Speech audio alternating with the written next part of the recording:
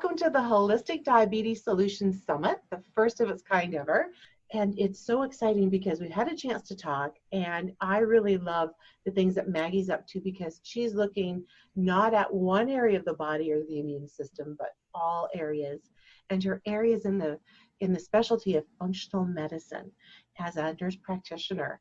And so there's been personal contribution and contribution to her clients, which I'm going to let her tell you more about. So hello, Maggie. Hi, it's so good to be here. Thank you. Oh, no, thank you. This is going to be awesome. So it was so great learning about you and having my team reach out so that we could connect. And I've heard only amazing things about what you do. So I would love for you to let people know who you are and also to let them know what your interest is in whole body medicine as well. Yeah, so like you said, my name is Maggie Berghoff. I am a nurse practitioner, and so I was trained in a traditional medical model where typically when you see somebody with diabetes or any other kind of condition, we say, oh, you got diabetes, here, take this medication. Maybe a practitioner will say, oh, also you should eat healthy and take walks during the day. But there's not a lot of education going in how to actually reverse that diabetes and how to actually make sustainable lifelong changes. And so what I do as a functional medicine practitioner is I find out, okay, why do you have the diabetes? Like what's actually going on inside of your body? Because when we know why your body is reacting that way, we know how to fix it in a way that's sustainable and long-term rather than just a crash type of diet or workout plan. So we're really looking into things like your gut health, your hormone levels, if you have food intolerance, your nutrition, even things like your environment, like the kind of air you breathe or how you breathe that air. We're looking into those things to make sure that your body is able to function at its fullest. That is so exciting. Now, what led you in your life to the point where this became an interest? Well, my own body crash, actually. So years ago, I was struggling with my own body, and actually, I did have type 2 diabetes and metabolic syndrome, but I didn't really, like on paper, it looked that way, but I, I don't like saying I had that because it was just because of other things, which is the case with a lot of other people. That's why I say you don't want to just say like, oh, I have diabetes or metabolic syndrome or whatever it is, because something else is actually causing that to happen. So when I was going through my own struggles, they told me I had these things. They told me I had autoimmune disease, PCOS, all of these different diagnoses. Yeah, And ultimately, it was me taking a stand and saying like enough is enough with yeah. all of the pharmaceuticals and like telling me something and then saying follow up in 6 months or a year and not even really caring if I, did the thing or not, or if I'm feeling better or not. And I couldn't just get on the call with my doctor and be like, hey, today I'm having a rough day. Can you talk me through it? Like there was none of that. And so I really was interested in this new model of actually addressing what is going on inside of the body and fixing it for good and then being there for your clients. Well, and that's great because there's so many labeling, and the labeling that goes on treats an area or an organ or something. And then what about the rest of the body? Because Mm. just like a car, if not everything's working together, if not everything's tuned up, you're not getting optimum performance, right? Yeah, and say you have diabetes and you take metformin to help with your sugar levels. Sure, maybe your sugar levels look better on paper, but what about that aluminum toxicity that is the reason your inflammation is going haywire? That Right. is still there. So it's really, not looking at just what the lab values are saying, but like what is actually going on inside your body as a whole. No, you know what? That is so exciting. And I'm so glad to hear that because it's when we're looking at the body and when we're looking at healing, and I think one of the key words you said is sustainability, Hmm. we need to be able to address what the cause is. Yeah, yeah, and know that there is a cause, that you likely were not born with diabetes. So what is that cause for you? Is it mental stress? Is it physical stress? Is it physiological stress? Like what is happening in your world that is causing your body to react this way? And so I know for me, there were a lot of things that were happening. I was stressed out mentally. I was not partaking in healthy habits. You would think they were healthy habits because I was eating very, very clean, organic, amazing food. I was working out every single day, but it was actually unhealthy for my body because I was pushing my body to the extreme. Yes. And then and I was so healthy during the week. And then on weekends, I would binge eat and just like, barbecue with my friends, like just whatever excessive amounts of unhealthy food. So my body was like in this yo-yo Yes. roller coaster. And so it wasn't healthy. Even though I was working out and eating healthy, it was actually conducive to my body crashing. Yeah, no, absolutely. And I'm sure that there's a lot of listeners and viewers that are going to be able to relate to that, because who doesn't like a great barbecue with lots of Right, and you sauce? can have it, and that's where the sustainability comes into place.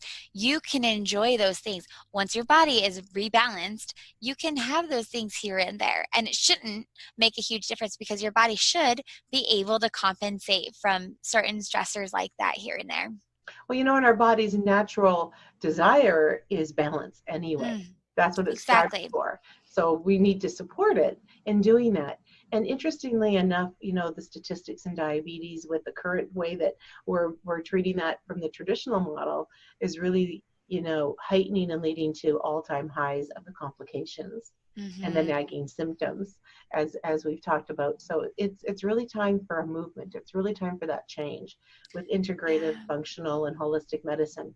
So with this summit, our listeners are really looking forward to learning a little bit more about what are like the health tips that they can start with today, even if it's one or two small tips that they can do today, they can start making a difference for them in their life. Yeah, let's talk food first because it does not have to be complicated. You don't have to go on some massive diet. You don't have to do all of the bars and whatnot. It can be very simple. So, like, first step with my clients is typically I'm just telling them eat real food. If you literally just do that one first step, eat real food, you will eliminate a lot of your concerns. The reason is that a lot of packaged food, and real, I mean like real, like an apple instead of an apple strip, a sweet potato instead of sweet potato crackers. So switching the packaged food for the actual whole real foods, Yeah. and that's going to eliminate a lot of inflammation. And when you eliminate inflammation and you're nourishing your body with real foods, then you can start to regulate your sugar levels and your hormone levels and all that comes with it. So that's a very easy first step. It doesn't have to be restrictive. It just real food has to be the focus. Okay, so that's great. So are you suggesting that the real food be as organic as possible? I do. I do. So in my practice, what I like to tell people is to choose where you want to up level. Where are you willing to up level? If buying organic food is within your reach and you have a grocery store nearby that has great organic food, oftentimes it's not that much more expensive and you might as well. It's a raise your standard opportunity. So it's an opportunity for less toxins. And if you have less toxins in your body doesn't have to deal with breaking down and detoxing them. So your body can deal with what it has to deal with right now, which is your metabolic pathways Yeah. with diabetes. And so the less stress it has, the better. And organic is one way to decrease the stress on your body. Oh, that's beautiful. So I think that that's really great. And local food, like I know that I'm from a very small village, so local farmers markets and local foods is something that I really love. That's fantastic. Yeah, local food is amazing. You know that it's in season. So it was actually like from an actual science perspective, the reason local foods is so great for your body, one of the reasons is because it was grown in the environment your body is currently Yeah. in. And so if the winds are cold or there's currently something coming up and the plant made a defense system against that thing, your body now has that immune system benefit from the local foods, which is really cool to me. Oh, that is so great. So that's a wonderful tip. And if there is another tip or tool or a simple Mm. strategy that someone could start using in addition to a food choice, based on the quality and the fact if it's living and local, what would that be? Yes, another food choice. I like to make sure that in our diet we're including good quality high fats. So things like oils, nut and seed butters. But what I really want to say is if you have a hard time breaking down food, we can test this. So we can test if you're what's called a slow metabolizer, which means that when you eat food, it's really sluggish. It takes a lot of energy for your body to break that down. And if your body is focused on breaking down that food, what is it not focused on? Regulating your your sugars. So Right. it's focused on breaking down that food. It's not breaking it down and absorbing the nutrients. So now you're nutrient deficient, which Correct. is a huge problem. So a lot of times, if you find you're a slow metabolizer, and again, you can test this, is it's helpful to do two things. One, your food should be easily consumed. So it should already kind of look like broken down. So instead of eating a handful of almonds, I would rather you have a spoon of almond butter. Right. Or instead of having the apple, I'd rather have you have applesauce or so forth, steamed vegetables rather than a salad. I want it to be easier to be broken down so your body doesn't have to focus so much energy there. Yes, And so it doesn't this have to work so hard. it doesn't have to work so hard. Yeah. And the second thing, exactly, so it doesn't work so hard, is give it some space without food. Right. So if you are able to do this, and of course, ask your practitioner, but intermittent fasting is a great tool to use so that your body, during the time that you're not eating, intermittent fasting is when you don't eat during certain times and then you eat during certain times. When you're not eating, your body can focus its energy on healing rather than breaking down the food. Yes. And that's where I guess the restoration comes in. And I guess that's why overnight, when we're hopefully getting a good quality sleep, that's when restoration can happen too, when it's not overworking. Absolutely, yes. And so we need to give our body those times. We need to give it a chance to do what it's supposed to do. It's way smarter than we are. We just I need to give know. it a helping hand in the right direction. Well, that's the whole thing, the helping hand in the right direction. So tell me, is there a particular client story or, client experience that one of your clients has had that is just, it's not something that you're going to forget or that they're going to forget, if there's something that sticks out in your mind? Yeah. Okay. So I will talk specifically. I see clients with all sorts of nagging symptoms and diseases and autoimmunity. Now, I'll specifically talk to a woman who had diabetes Okay. as well as rheumatoid arthritis because it'll be applicable. So this woman came to me and she, again, had diabetes. She had rheumatoid arthritis. She was tired. Her sleeping was not great. She was not overweight. However, she had all this stuff going on. Yeah. So when we worked together, we did a lot of testing on her body to see why is this going on? What is going on? So we tested, we found out that she had bacteria levels that were overgrown in her gut. She had metabolic pathways that were off. She was living in an unhealthy environment, meaning that she was drinking water from, a typical Brita water filter when that in fact is not the healthy choice. So really we can raise our standards there. So she was getting toxins from a lot of places. And literally we were together for 6 months. And in that time, her diabetes was gone and her rheumatoid arthritis, this is the best part. So she was still on RA medications when she was with me, but they were spread out more. Her doctors had told her that they don't need to do it as often because she was getting so much better. Right. So she spread them out. But what was phenomenal was she had this big lump on her thumb that was a bone deposit from her RA, and her doctors had told her that she was going to have that for the rest of her life, but that's permanent, it's bone. And in our 6 months together, it literally was reabsorbed. Like her body was just like, oh, we no longer need that bone deposit there. Reabsorbed, healed. I mean, it's just amazing. Why I love that story and why I want to tell it to this audience is because like your body can do anything. It has the power to heal itself from things that we think are not even healable. Yeah. So just to keep hope there and know that even beyond diabetes, look into everything going on inside of your body so that you can really, really get to the root of everything. Well, thank you so much for sharing that. I have a question for you, Mm-hmm. and I'm not sure if in your practice, and I'm curious, right? Yeah. In your practice, there's so many forms of diabetes, and there's so much pre-diabetes, and they're at all-time highs of almost 500 million people walking around with it, or half of the people who don't know it. But many of them who do know it are definitely people who have type 1 diabetes. Mm. And, that can be, with that, it's stated that it's an autoimmune where your pancreas has stopped producing insulin. And although that's not such a high percentage of people with diabetes, it does consist of 5 to 10% of people with diabetes. How do you feel about the difference between those with type 1 diabetes and type 2 diabetes, and how you work with them or work with treatment solutions? Yeah, so it is different, type 1 versus type 2, as far as what we're doing to address it. Most people with type 1 do need medications, at least for a period of time. And then just like an autoimmune disease, you can figure out, why is your body not producing that thing? Why is your body not functioning fully?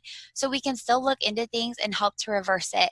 But it's not something that I typically see in my practice. Yeah. Most of the time what I see is type 2 diabetes, but there's still type 1 I've seen, and I do have a lot of examples of people in my realms who have helped people with type 1 diabetes totally overcome and really live a life that is amazing and fulfilling, despite their type 1 diabetes. Well, that's really, really great news for the listeners and the families and the healthcare professionals that might be working with both type 1 and type 2, people with diabetes. And, I don't like labeling any condition, or I don't like name calling, because it's an imbalance. And I look at Mm. what's imbalanced, and let's look at a solution for the body, like you do. Same, Yeah, same. I don't give diagnoses at all anyways, because in my practice, I'm a virtual consultant. I see people all over the world. So they actually keep their primary practitioners. yeah, But what I do is I identify those imbalances that are going on so that we can fix them. And yeah, I'm never one to say like, oh, you have this thing. Well, then let's address that thing. We're never addressing that thing. right, Gosh, even if it's, infertility, we're not just addressing the hormone levels. Or right. if it is diabetes, we're not just addressing the sugar levels, because you can't. The body is one whole unit, and so we need to address the whole body as one and see where the inflammation is coming from, where are the imbalances found, what we can do to help it.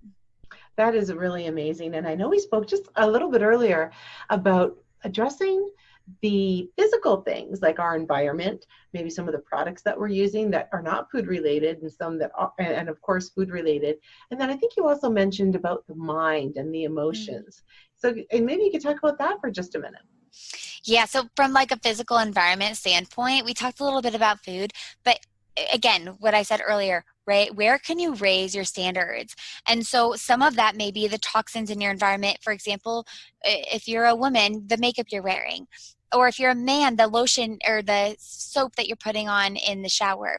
So are those items filled with chemicals and toxins that are going to make your body stress out trying to detox and use them and cause Yeah. inflammation?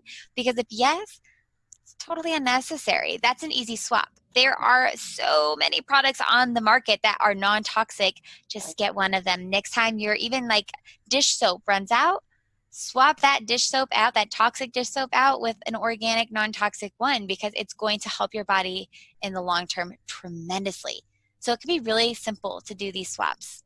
Well, I'm really glad to hear that, and I'm sure our listeners will really like appreciate that, because sometimes things can seem overwhelming and mountainous, and like you said, just getting started with a couple of simple Yeah. swaps could make some very big differences. And I want to say something about that, about the overwhelm. A lot of people who, before they come into my practice or who are in my practice, one of the big barriers to actually making that leap to get it, like to getting help and to reversing what's going on in your body, is because you may be nervous that that person is going to like take away your stuff or like downgrade your life because you're going to have this strict diet, or you're going Right. to have to take like 20 pills or whatever it is.